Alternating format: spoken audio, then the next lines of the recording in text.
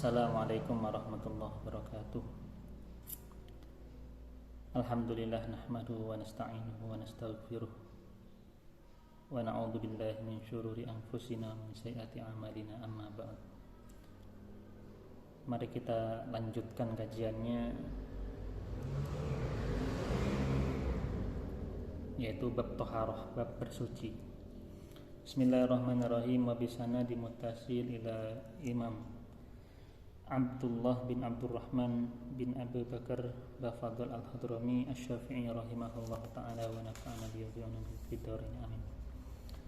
Kitab Taharati utawi iki iku kitab nerangkan taharah, bersuci. La yasihu arasa parapul hadathi ngangkat hadas, wala izalatun najisi, wala izalatun najasi, lan arasah ngilangaken najis, illa bima kejaba kelawan perkara yusamma kang den arani apa ma'an ing aran banyu, atau ada tambahan ma'an mutlaqan, banyu mutlak. Fa in taghayyara mangko lamun berubah apa ta'muhu rasane banyu, aw launuhu utawa wernane banyu, aw rihuhu utawa ambune banyu, taghayyuran kelawan uwah fahishan kang banget, kang rusak, yang begitu berubahnya begitu besar. Bihaitsu la yusamma kelawan sekirane la yusamma ora den arani apa banyu, ma'an ing banyu mutlakon kang mutlak, bi mukhalitin kelawan sebab perkara kang nyampuri, tahirin kang suci, yastaghni kang semugih apa alma'u banyu anhu saking mukhalid, lam tasiha mangko ora suci, mangko ora sah, lam tasiha mangko ora sah apa, lam tasiha mangko ora sah apa at-taharatu bersuci bihi kelawan banyu.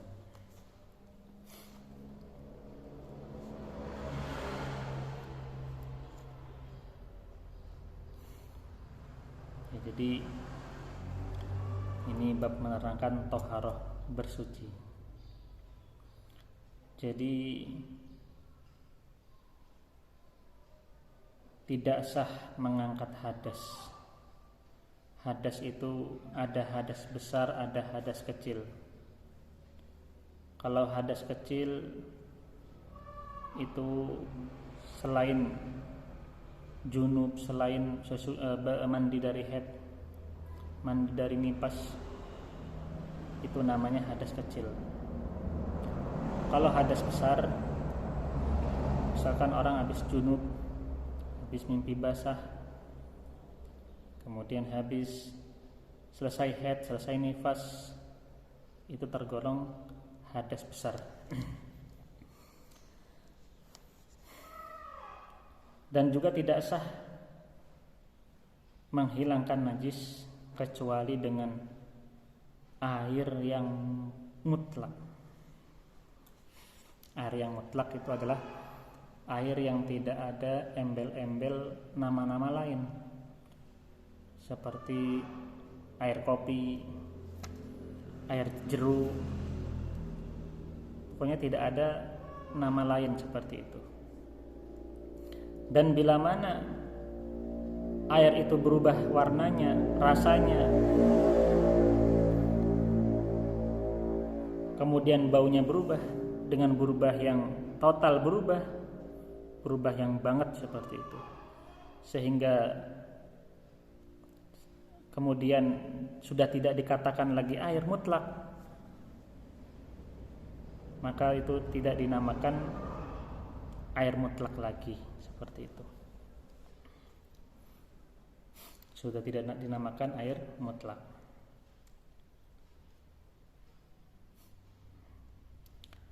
Bi mukhalitin tahirin.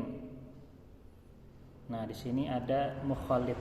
Mukhalid itu perkara yang nyampuri, yang bercampur. Ada mukhalid, ada mujawir. Kalau mukhalid itu menyampuri dan larut. Jadi larut dengan air tersebut, namanya mukhalid. Mukhalid sesuatu yang menyampuri air dengan melarut seperti itu. Seperti kita menaruh kopi, menaruh marjan, menaruh marimas seperti itu. Tohirin yang suci. Jadi perkara yang suci saja bila mana mukhalid mencampuri larut dengan air itu tidak bisa mensucikan, tidak bisa dipakai wudhu, tidak bisa dipakai untuk menghilangkan najis, apalagi yang tidak tohir, yang tidak suci seperti itu. Jadi yang tohirin saja itu bisa menjadikan air tidak bisa untuk bersuci, apalagi yang tidak tohir, yang najis seperti itu. Kemudian yastaghni al-ma'u, yang mana air tidak membutuhkan perkara itu, seperti air kopi, air marjan, itu kan aslinya air tidak membutuhkan perkara itu. Kemudian lam tasihha atau haratu bih, bila mana sesuatu perkara sudah mencampur dan larut di dalam air, seperti air kopi, air marjan, air jeruk, yang tadinya air biasa karena kecampuran akhirnya berubah, maka tidak bisa bersuci dengan menggunakan air tersebut, karena sudah tidak lagi air mutlak. Seperti itu. Ya, kemudian saya akan sedikit menjelaskan tentang bedanya mukhalid dan mujawir. Kalau mukhalid itu sebab perkara yang menyampuri dan larut di dalam air tersebut. Jadi airnya larut. Seperti kayak tadi kopi dimasukkan ke dalam air, marjan yang dimasukkan ke dalam air dan larut dengan air tersebut. Kemudian kalau mujawir, perubahannya karena adanya bertetangga dengan sesuatu yang menjadikan berubah. Jadi tidak menyampuri, tidak larut. Cuman misalkan satu kolam di pojoknya ada kayu seperti itu. Ada kayu jatuh misalkan. Kemudian airnya ikut berubah seperti itu. Itu namanya mujawir. Nanti ada pembahasannya sendiri-sendiri. Kemudian wataghayyuru at-taqdiriyu kataghayyuri al-hissi, kataghayyuril hissi. Jadi perubahan yang dikira-kirakan hukumnya seperti perubahan yang nyata. Perubahan yang dikira-kirakan hukumnya seperti perubahan yang nyata. Falau waqa'a fihi ma'u wardin la raihata lahu kuddiro. Falau waqa'a mongko lamun tumibo fihi ing dalam banyu apa ma'u wardin, apa ma'u wardin banyu mawar, la raihata kang ora ana ambu, yang tidak ada bau lahu banyu mawar, lahu kanggo ma'u ward, kudira mongko den kira-kira aki apa ma'u ward, mukhalifan haleh perkara kang nulayani lahu marang alma bi ausati sifati kelawan luwih sedeng-sedengnya sifat. Jadi bila mana ada air, kejatuhan air mawar, karena mungkin saking lamanya sehingga baunya sudah tidak tercium lagi. Baunya sudah tidak tercium lagi. Maka apa? Dia dianggap sudah berbeda dengan sifat-sifatnya air. Jadi ini hukumnya takdiri. Contohnya seperti ini.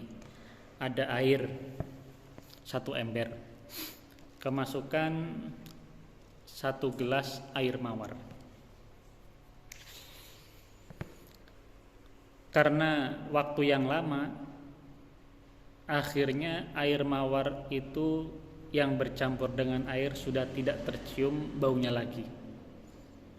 Maka ini harus dikira-kirakan. Dikira-kirakannya bagaimana?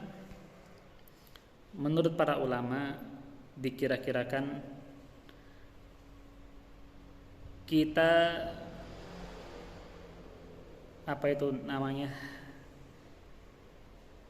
menaruh 1 gelas air delima. Kira-kira kita tuangkan ke dalam air 1 ember, itu berubah atau tidak rasanya, seperti itu. Untuk rasa buah delima. Kemudian untuk warna, perasan anggur. Jadi kita peras anggur, kemudian 1 gelas itu kita peras anggur 1 gelas, kita cemplungkan ke dalam air 1 ember, kira-kira warnanya berubah atau tidak. Nah, kemudian untuk baunya kita kirakan pakai karet. Kita taruh karet ke dalam 1 gelas, kita jatuhkan ke dalam air, kira-kira baunya air itu seperti karet atau tidak. Nah, cara mengira-ngirakannya seperti itu. Jadi rasanya delima, warna perasan anggur, kemudian baunya bau karet. Atau mudahnya seperti ini. Mudahnya cara mengira-ngirakannya. Kita tuangkan marjan ke dalam segelas air. Kita cemplungkan ke dalam 1 ember. Nah, itu kira-kira 1 ember itu berubah jadi marjan atau tidak. Warnanya, baunya, rasanya seperti itu. Kalau berubah rasanya, baunya, warnanya, berarti sudah tidak dikatakan air mutlak lagi. Sudah berubah menjadi air marjan. Ini cara mengira-ngirakannya seperti itu. Cara mengira-ngirakan air yang kejatuhan air mawar tetapi tidak ada baunya lagi. Nah, itu dikira-kirakan. Misalkan kita kira-kirakan 1 gelas tadi marjan, kalau dijatuhkan berubah, maka tidak sah. Tidak sah buat wudu, tidak sah untuk menghilangkan najis, dan itu bukan air mutlak lagi. Wala yadurru taghayyuru yasiru, wala yadurru lan ora bahayani apa taghayyurun. Perubahan yasirun kang siti la yamna'u kang ora nyegah apa perubahan ismal ma'i ing jenenge banyu.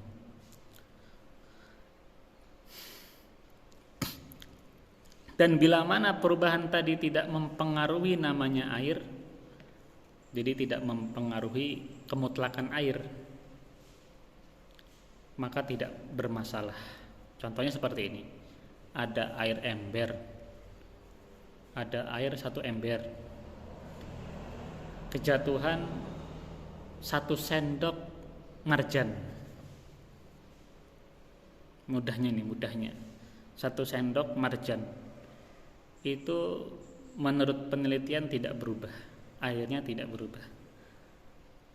Maka yang demikian tidak merubah kemutlakan air dan boleh untuk bersuci seperti itu.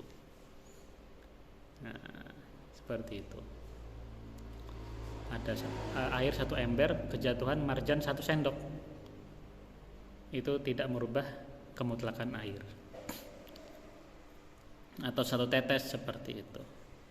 Tapi misalkan air itu berubah karena 1 sendok, maka bisa merubah kemutlakan air jika berubah.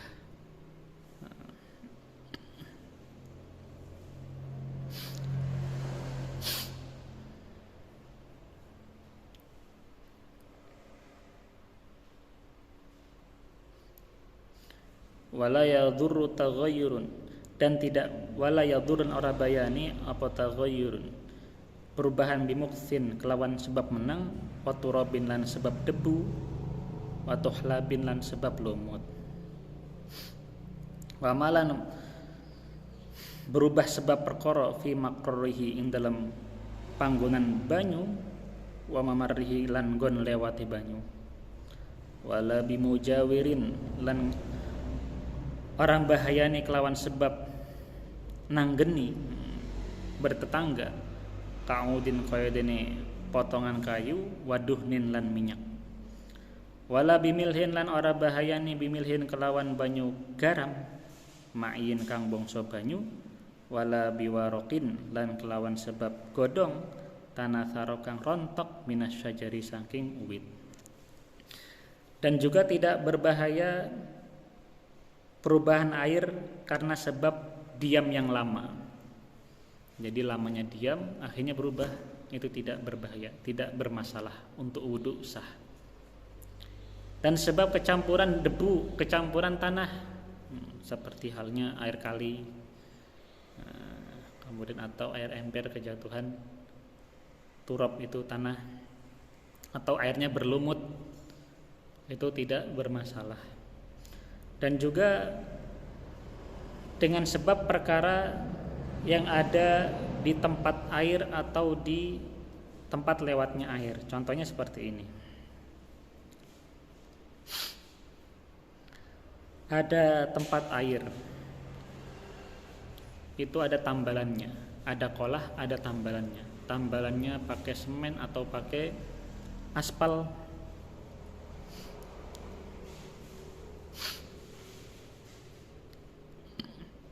Kemudian lama-kelamaan tambalannya itu meluntur, tambalannya semennya meluntur, menjadikan warna air itu berubah. Airnya berubah, maka itu tidak masalah. Warnanya berubah, rasanya berubah, baunya pun berubah, itu tidak masalah. Karena itu menjadikan sebab terkondisikannya air di dalam kolah itu, jadi tidak masalah.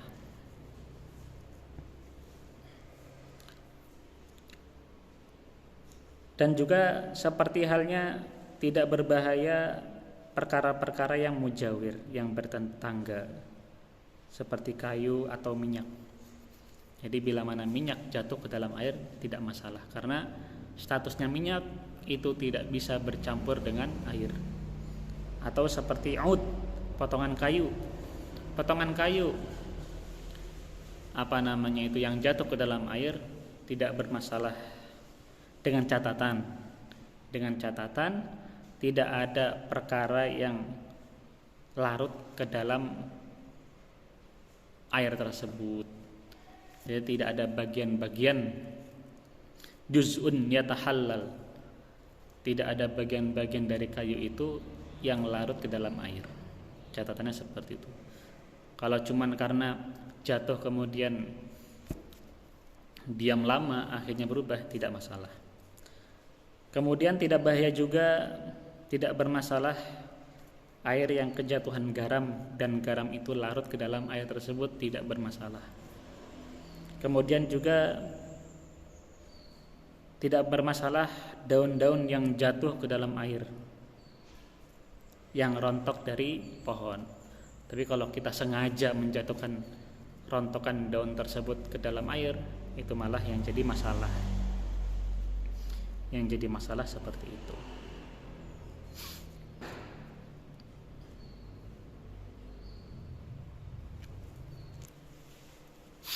Ya, ini masalah bab toharoh. Mungkin ini saja yang bisa saya sampaikan. Mungkin ada yang ingin bertanya, silahkan ketik di kolom komentar. InsyaAllah nanti akan saya jawab. Ya, mudah-mudahan pada kajian ini Allah berikan kepahaman dan Allah berikan keberkahan. Amin ya rabbal alamin. Wallahu ta'ala a'lam bishawab. Assalamualaikum warahmatullahi wabarakatuh.